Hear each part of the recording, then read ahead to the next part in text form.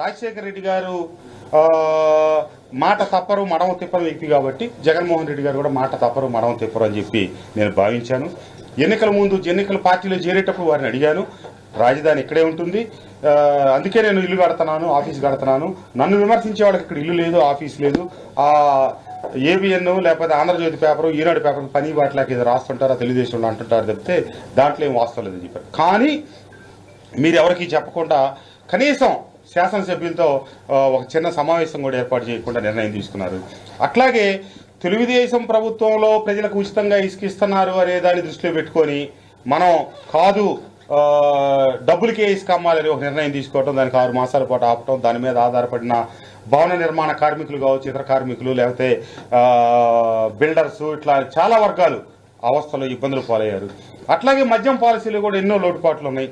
ఇవన్నీ మనం పేదలకు పట్టాలు ఇచ్చాం, ఆ పట్టాలు ఇచ్చిన భూములు మెరక చేస్తే ఈ రోజు వరకు వాటికి బిల్లులు రాలేదు. అట్లాగే మనం యువక కొన్ని రోడ్లు డ్రైన్లు ఎప్పుడో అధికారంలోకి వచ్చిన సంవత్సరానికి ఇస్తే ఈ రోజుకి కార్యకర్తలతో పనిచేయించాం, వాటికి ఎవరు కాంట్రాక్టులు తీసుకురాం కదా. ఏ గ్రామ నాయకులు ఏ గ్రామ కార్యకర్తలు ఉంటే వాళ్ళకే ఇచ్చి వాళ్ళకి తద్వారా ఒకరు పనులు చేసేటట్టు కాకుండా గ్రామ అభివృద్ధితో పాటు ₹1 డబ్బులు మిగులుతాయని చెప్పి వాళ్ళకి అవకాశం కల్పిస్తే ఆ బిల్లులు రాక వాళ్ళంతా 2.5-3 సంవత్సరాల పాటు నానా అవస్థలు పడి ఈ రోజు కూడా వాళ్ళు కుయ్యోముర్రో అని బాధపడతా ఉన్నటువంటి పరిస్థితి. మరి ఈ పరిస్థితుల్లో మనం మాట తప్పాము, మడమ తిప్పాము.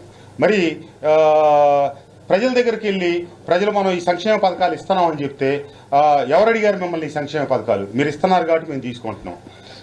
మా ఇంటి ముందు రోడ్డు కావాలి, మా ఇంటి ముందు డ్రైన్ కావాలి. ఇటీవలే నేను నా చివరి కార్యక్రమం మూలపాడులో చేస్తే ఎక్కడైతే ఆ త్రిలోచనాపురంలో ఉన్నటువంటి ఆ కాలనీలో ఉన్న రోడ్లు మొత్తం నేను శాసనసభ్యుని అయ్యాక ఇస్తాం.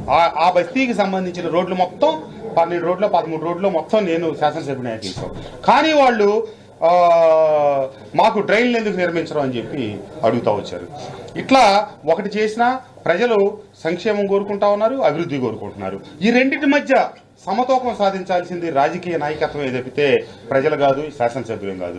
మీరు ఒకే కంటితో ముందుకు సాగుతామంటే మరి ప్రజల దగ్గర మేము రోజువారీగా ఇబ్బంది పడాల్సిన పరిస్థితి వస్తూ ఉంది.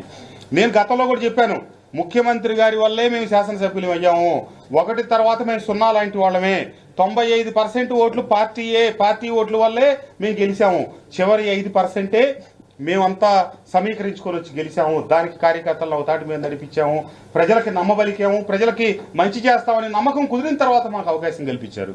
మరి మేము ఈరోజు చేయలేకపోయాం కదా, అభివృద్ధిలో వెనకబడ్డాం కదా. జీకొండూరు నుంచి గంగినేనికి రోడ్డు ఆ కాంట్రాక్టర్ని కాళ్ళ ఏళ్లబడి బతిలాడి తీసుకొచ్చి ఇది చేపిస్తే అతను ఈరోజు ₹9 కోట్ల విలువైన వరకు ₹33 కోట్ల పనికి కానీ చేస్తే మనం ₹1 బిల్లు ఇవ్వలేకపోయాం. ఎన్నిసార్లు తిరిగినా దాని మీద నేను ఫలితం తీసుకురాలేకపోయాను. ఆ కాంట్రాక్టర్ అంతవరకు పనిచేసి ఒక 130 కలవట్లు ఉంటే దాదాపు 120 కలవట్లు పూర్తి చేశాడు, 4 బ్రిడ్జిలు ఉంటే 2 పూర్తి చేసి ఆగిపోయి ఈ రోజు ఇంకా పెనం మీద నుంచి పొయ్యిలో పడ్డట్టు అయింది పరిస్థితి. అట్లాగే కందులపాడు నుంచి నాగులూరు వరకు నేను ₹45 కోట్ల కేంద్ర ప్రభుత్వ నిధులు ప్రత్యేకంగా నేను తిప్పలబడి తీసుకొస్తే ఆ కాంట్రాక్టర్ వేరే ప్రాంతాల్లో బిల్లులు నాకు చెల్లించలేదు కాబట్టి అది చెల్లిస్తేనే నేను ఇక్కడ ఈ వర్క్ మొదలెడతానని చెప్పి వాళ్ళు ఆపటం జరిగింది. వాళ్ళని ఎన్ని రకాలుగా బతిలాడినా ఇప్పుడు ఆ రోడ్లో వెళ్ళాలంటే ప్రజలు నరకయాత్ర పడుతూ ఉన్నారు. మరి మనం సమతుల్యత ఎక్కడ సాధించాం? అటు సంక్షేమానికి ఇటు అభివృద్ధికి మధ్య.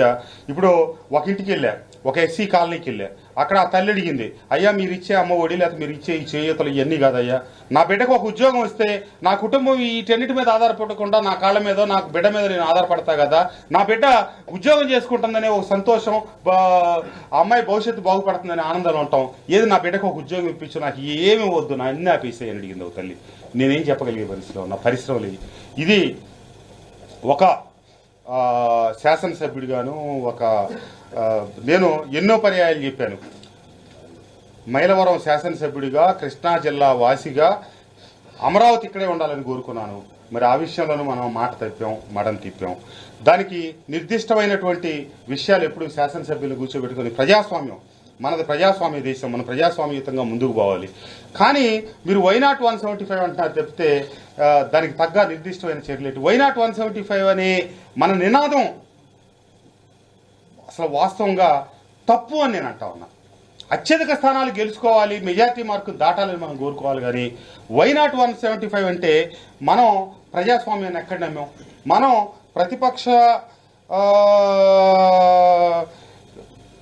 ప్రతిపక్షాలకి స్థానమే లేకుండా చేయాలనుకుంటే మరి 151 ఇస్తేనే మనం ఇన్ని చర్యలు చేపట్టాం. మరి 175 ఇస్తే మన పరిస్థితి ఏమవుద్ది, రేపు ఈ రాష్ట్రం పరిస్థితి ఏమవుద్ది, ప్రజల పరిస్థితి ఏమవుద్ది. మనం రాజశేఖర రెడ్డి గారు కూడా ఆ రోజు కుప్పంలో ప్రతిపక్ష నాయకుడు గెలవకూడదు, లేకపోతే ఇంకో చోట చిరంజీవి గారు గెలవకూడదు అనుకోవాలా. నా కాంగ్రెస్ పార్టీ గెలవాలనుకున్నారు తప్పితే ఆయన ఆ రోజున వైనాట్ 294 అని నినాదం రాజశేఖర రెడ్డి గారు ఇవ్వాల.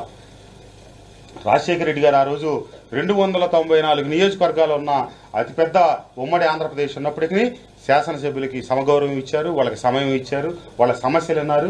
నేను ఆ రోజున నందిగామ నియోజకవర్గం ఇన్ఛార్జిగా ఉన్నప్పటికీ ఈ ప్రాంత సమస్యల కోసం వారి దగ్గరికి ఎన్ని పర్యాయాలు వెళ్ళినప్పటికి కూడా మాకు ఆయన ఇంటి గేట్లు బార్లా తెరిచిండే. కానీ నేను ఒక శాసనసభ్యుడిని కూడా ముఖ్యమంత్రి గారిని 4 పర్యాయాలు కలవటమే గగనమైనటువంటి పరిస్థితి. బయట ఎక్కడో కార్యక్రమాల్లోనో, వివాహాల్లోనో, లేకపోతే ప్రభుత్వ కార్యక్రమాలు చేసినప్పుడు ఆ వేదికల మీద వేదికను పంచుకోవటమే తప్పితే వ్యక్తిగతంగా ముఖ్యమంత్రి గారిని 5 సంవత్సరాల కాలంలో 4 సార్లు 5 సార్లు తప్పితే కలిసి ఉన్నది కూడా చెప్పుకునే అవకాశం లేని పరిస్థితి. అంతేకాకుండా సోషల్ మీడియాలో ఇక్కడ ఈ జిల్లాలో కొన్ని గ్రూపులుగా పార్టీ ఏర్పడింది. దురదృష్టం. సాంప్రదాయ రాజకీయాలకి తెరదించిన పరిస్థితి ఈ గత 5 సంవత్సరాలు బట్టి. ఎందుకంటే గడిచిన కొన్ని దశాబ్దాలుగా ప్రతి జిల్లాలో ఒక అవగాహన, ఒక అంచనా ఉంటుంది. ఎవరికి ఏమొస్తాయి, ఎవరికి ఏం జరుగుతుందని. వాటన్నిటికీ భిన్నంగా సీనియర్ శాసనసభ్యులైనటువంటి పార్థసారథి గారిని పక్కన పెట్టడం, స్థాయి లేని వాళ్లకో లేకపోతే అర్హత లేని వాళ్లకో తీసుకొచ్చి ఈ రోజున మంత్రి పదవులు కట్టబెట్టడం, వాళ్ళ ద్వారా ఈరోజు జిల్లా పార్టీ మొత్తం నిర్వీర్యం కావటం. మంత్రి పదవులు ఇస్తే ఆ మంత్రి పదవులు తీసుకున్న వాళ్ళు అందరినీ కలుపుకొని అన్ని నియోజకవర్గాల్లో పార్టీని బలోపేతం చేసుకుంటూ ముందుకు సాగాల్సిన వ్యక్తులు పార్టీని నిర్వీర్యం చేసుకుంటా, పార్టీని బలహీనపరుచుకుంటా, గ్రూపులు పెంచి పోషిస్తూ ఉంటే పైనుంచి వాళ్ళు ప్రేక్షక పాత్ర పోషించారే తప్పితే నిర్దిష్టమైన చర్యలు తీసుకోలేకపోవడం దురదృష్టం. అట్లాగే 2 సంవత్సరాల ముందు నుంచే ఏ రకమైనటువంటి వ్యవహారం లేకుండా ఒక పనిగా పెట్టుకొని శారద గారు ఉండడు, వెళ్ళిపోతాడు, కృష్ణప్రసాద్ పోటీ చేయడు, నేను వెళ్ళిపోతానని కాదు పోటీ చేయడు అనే రకమైనటువంటి ప్రచారాలు ఉద్దేశపూర్వకంగా ఈ జిల్లాలో వర్గాలు గ్రూపులుగా ఏర్పడిన వాళ్లే బయటికి తీసి ఆ పరిస్థితి అటు శారద గారికి గెలిపించారు. మేము నిధులున్నా లేకపోయినా శాసనసభ్యులం నాబోటి వాళ్ళందరం కూడా ప్రజలకు రోజు కనిపించుకుంటా మా ప్రయత్నం, మా వంతు మా దగ్గర. నేను విజయసాయిరెడ్డి గారి దగ్గరికి వెళ్ళి సార్ నా నియోజకవర్గ అభివృద్ధికి 50 లక్షల నిధులు ఇవ్వండి సార్ అని చెప్పి రిక్వెస్ట్ చేస్తారు. ఆయన మీరు వెళ్ళి ముఖ్యమంత్రి గారితో ఒక ఇనిషియల్ వేయించారంటే నేను ఇస్తానని చెప్పడం జరిగింది. నేను ఆనాటి తెలుగుదేశం ప్రతిపక్ష ఎంపీ అయిన కేశినేని నాని గారికి ఫోన్ చేసి అడిగారు, సార్ ఇక్కడ ఏదో నాగులూరు గ్రామంలో కమ్యూనిటీ హాల్ కావాలి వాళ్ళు అడుగుతున్నారు, ఒక 50 లక్షలు ఇవ్వండి సార్. ఫోన్లోనే ఆయన చెప్పి 50 లక్షలు ఆయన ఎంపీ నిధులు నాకు ఇచ్చారు. అట్లాగే సుజనా చౌదరి గారి దగ్గరికి వెళ్ళి వారి పదవీ కాల చివరిలో అడిగితే 3 కోట్ల రూపాయల నిధులు ఎంతో అప్పుడుకుంటే నేను నిధులు కావాలని అడగగానే వారు 2.5 కోట్లు ఇచ్చారు. కనకమేడల రవీంద్ర కుమార్ గారు అడిగితే 50 లక్షలు ఇచ్చారు. ఈ రకంగా ప్రతిపక్షాల వాళ్ళు సహకరించారు తప్పితే స్వపక్షంలో ఉన్నోళ్ళు ₹1 కూడా ఇవ్వని పరిస్థితి, ₹1 కూడా నన్ను అభివృద్ధికి. అయినప్పటికీ కూడా అన్ని విభాగాల్లో మైలవరం నియోజకవర్గం ముందుండేట్టుగా చర్యలు తీసుకున్నాను. నా బాధ్యత నేను చేస్తా ఉన్నా.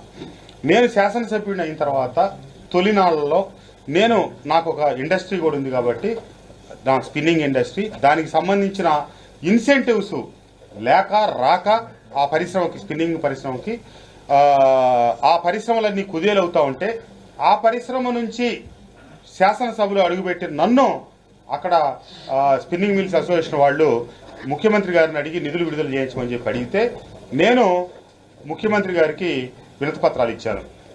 ఇట్లా నిధులు విడుదల చేయించండి, ఈ ఇండస్ట్రీ బాగాలేదు, పరిశ్రమలన్నీ దెబ్బతింటా ఉన్నాయి, పరిశ్రమలో మూతపడే స్థితి వచ్చింది అని.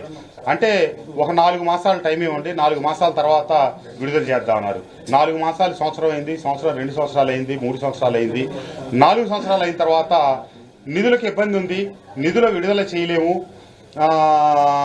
ముందేమో క్యాలెండర్లో పెడతాం, క్యాలెండర్ ప్రకారం చేస్తా ఉన్నారు, తర్వాతకి విడుదల చేయలేము, నిధులు లేవు అని చెప్పి చెప్పడం జరిగింది.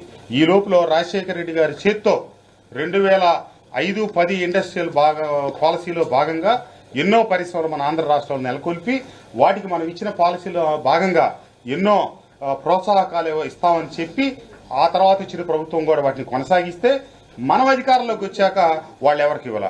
సరే 4 సంవత్సరాలు